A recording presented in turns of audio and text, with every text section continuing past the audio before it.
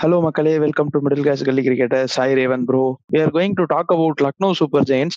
Lucknow Super Giants ஓட mind செட்டே வந்துட்டு நம்மளால புரிஞ்சுக்க முடியல. ஏன்னா அவங்க வந்துட்டு ஒரு 69 crore தான் போனாங்கன்னு நினைக்கிறேன்.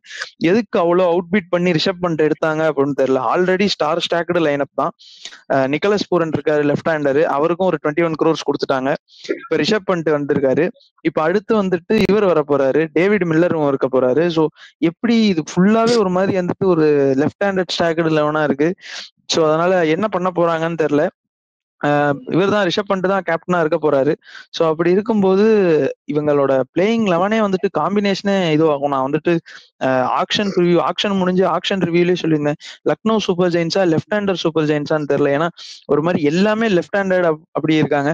அண்ட் இன்னொன்னு இவங்களுக்கு என்ன கன்சர்ன்னா, ஆவேஷ் கான் எடுத்திருக்காங்க. ஆவேஷ் கான் வந்துட்டு இன்னும் ஃபிட்னஸ் கிளியரன்ஸ் பண்ணல. மயங்க் யாதவ் வந்துட்டு இன்னும் கம்ப்ளீட்டா ஃபிட் ஆகல. ஸோ அதனால இவங்க வந்துட்டு என்ன சொல்றது, ஒரு மாதிரி கன்ஃபியூஸ்டு ஸ்டேட்லயே தான் இருக்காங்க. ஸோ ரேவந்த், நீங்க என்ன நினைக்கிறீங்க, என்ன பண்ண போறாங்க? இல்ல நீங்க சொன்ன பஞ்சாப்க்கு எடுத்த சிமிலரான பஞ்சாப் எப்படி ஆக்ஷன்ல சொதப்பினாங்களோ அதே மாதிரிதான் சிமிலரா இவங்களும் ஆக்ஷன்ல சொதப்பிட்டாங்க. என்னன்னா வந்து அவங்க வந்து ஆக்ஷனுக்கு போறதுக்கு முன்னாடியே வந்து நிக்கலஸ் புரன் மேல 21 கோடி ரூபாய் போட்டாங்க. ஸோ ஆக்ஷனுக்கு வந்ததுல வந்து ரிஷப் பந்த் மேல 27 கோடி. ஸோ இதுவே வந்து ஒரு 49 கோடி 48 கோடி இதுலயே போயிடுச்சு. ஸோ அதனால பேஸ் பிரைஸ்ல தான் இவங்களால ஸ்குவாடை பில்ட் பண்ண முடிஞ்சுது. Mitchell Marsh, Aiden Markram, so இந்த மாதிரி தான் அவங்க ஸ்குவாடே எடுத்திருக்காங்க.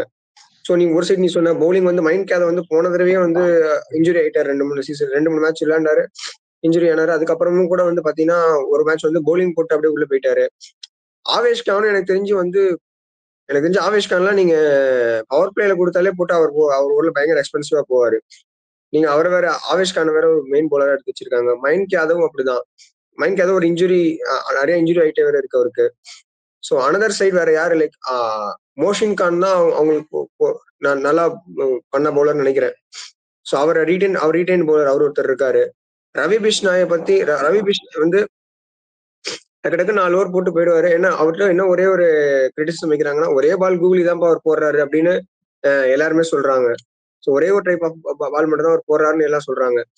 ஸோ அது வந்து ஒரு பெரிய ஒரு டிஸ்அட்வான்டேஜ். ஏன்னா உங்களுக்கு வேரியேஷன்ஸ் வேணும், லைக் லைன் அண்ட் லென்த் மாத்தணும். அந்த மாதிரி போடுற பவுலர் தான் தேவை. ஸோ எனக்கு தெரிஞ்சு இதுவுமே ரொம்ப பஞ்சாபோட இது ரொம்ப ஒரு ஆர்டினரி ஸ்குவாட் மாதிரி தான் தெரியுது எனக்கு. இல்ல அதான் என்ன சொல்றது, என்ன எடுக்க போனாங்க, என்ன பிளான் பண்ணாங்கன்னே தெரியல. ஏன்னா ஃபாரின் ஃபாஸ்ட் பவுலரா ஒரே ஒருத்தர் தான் இருக்காரு, அவரும் ஷமார் ஜோசப் தான். ரொம்ப என்ன சொல்றது, பெருசா வந்துட்டு இது பண்ண பவுலர்னு இல்ல. ஸோ அதுவுமே பிரச்சனையா இருக்கு. ஸோ வித் தட் நோட் நம்ம பிளேயிங் லெவனுக்குள்ள போயிடலாம். பிளேயிங் லெவன் ஒரு மாதிரி என்ன சொல்றது, மிஸ்மேட்சா தான் இருக்கு. இதான் கம்ப்ளீட்டா ஒரு பிளேயிங் லெவனா இருக்குமான்னு கேட்டா வந்துட்டு தெரியல. அதுவும் ஏன்னா நம்ம என்னதான் ப்ரெடிக்ட் பண்ணாலும் எல்எஸ்ஜி வந்துட்டு அவங்க ஒரு ப்ரெடிக்ஷனோட வருவாங்க. ஸோ வித் தட் நோட் நான் ஃபர்ஸ்ட் ஸ்டார்ட் பண்ணிடுறேன் playing eleven from my side. Aiden Markram or Breetzke, Matthew Breetzke, South African player. இவங்க 2 பேர்ல யாராவது ஒருத்தர் தான் வந்துட்டு ஓப்பனிங் ஆடுவாங்க. அண்ட் ஆப்வியஸா மார்க்கஸ் டாய்னிஸ்க்கு ரீப்ளேஸ்மெண்டா எடுத்த மிச்சல் மார்ஷ், அவரை வந்துட்டு 3.4 crore எடுத்திருக்காங்க. ஸோ அதனால அவரை கண்டிப்பா ஆட வைப்பாங்கன்னு நினைக்கிறேன்.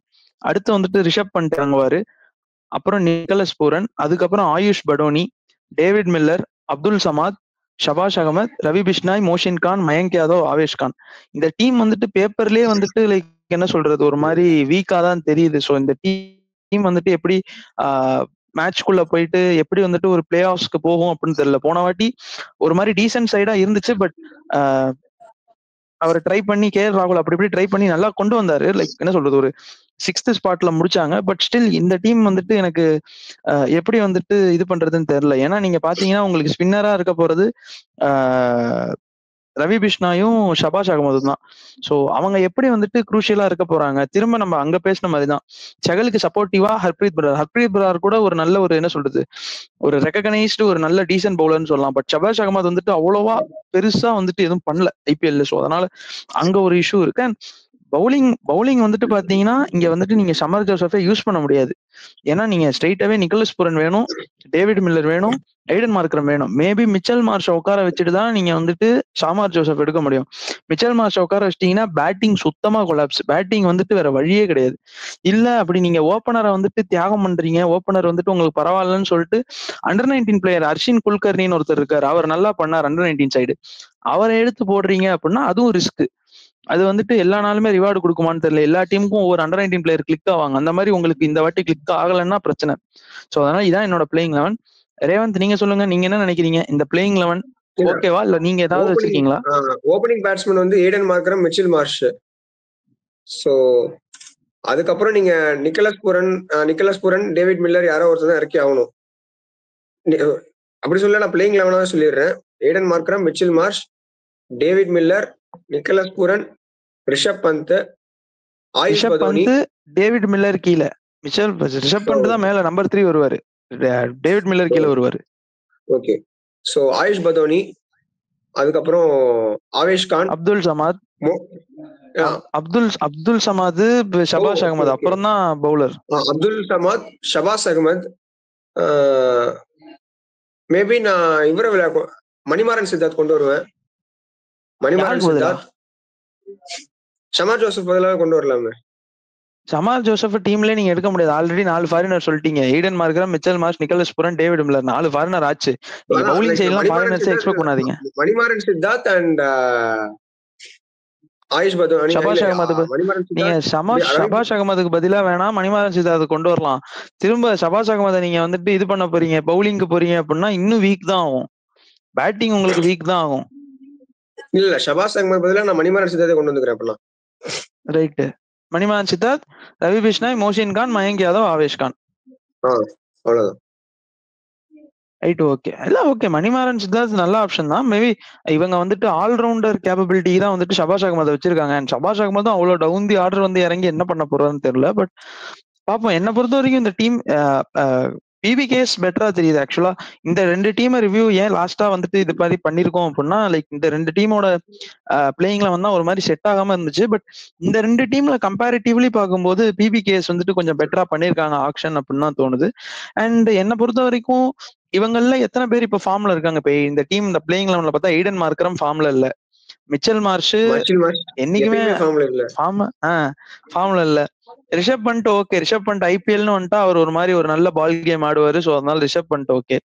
நிக்கோலஸ் புரன் ஓகே, எனிடே நீங்க ரிலே ஆகலாம். ஆயுஷ் படோனியும் வந்துட்டு உங்களுக்கு நிறைய மேட்ச் ஃபினிஷ் பண்ணி கொடுத்துருக்காரு. அண்ட் டேவிட் மில்லர் நல்ல பிளேயர். ஆயுஷ் பதோனி வந்து எனக்கு தெரிஞ்சு அவரை எந்த ரிட்டைன் பண்ணி ஆகணுமே அப்படின்ற ஒரு இதுல பண்ணிருக்காங்க. வேற யாரோ எடுத்து விளையாடுறதுக்கு ரிட்டைன் பண்றதுக்கு நீங்க ஆயுஷ் பதோனியே ரிட்டைன் பண்ணிக்கலாம்னு ஒரு இதுதான் பண்ணிருக்காங்களே தவிர ஒரு பெஸ்ட் மிடில் ஆர்டர் பேட்ஸ்மேன் எனக்கு தெரியல அவரு. ஆயுஷ் பதோனி நல்லா பண்ணிருக்காரு. லைக் ஒரு டீம் வந்துட்டு ஏர்ன் பண்ணிருக்கா, அவரோட ஸ்பாட்டை ஏர்ன் பண்ணிருக்காரு. அதனாலதான் வந்துட்டு ஸ்ட்ரெயிட்டாவே வந்துட்டு ஒரு சின்ன பையனுக்கு வந்துட்டு ஒரு ரிட்டன்ஷன் இது வந்துட்டு கொடுத்துட மாட்டாங்க.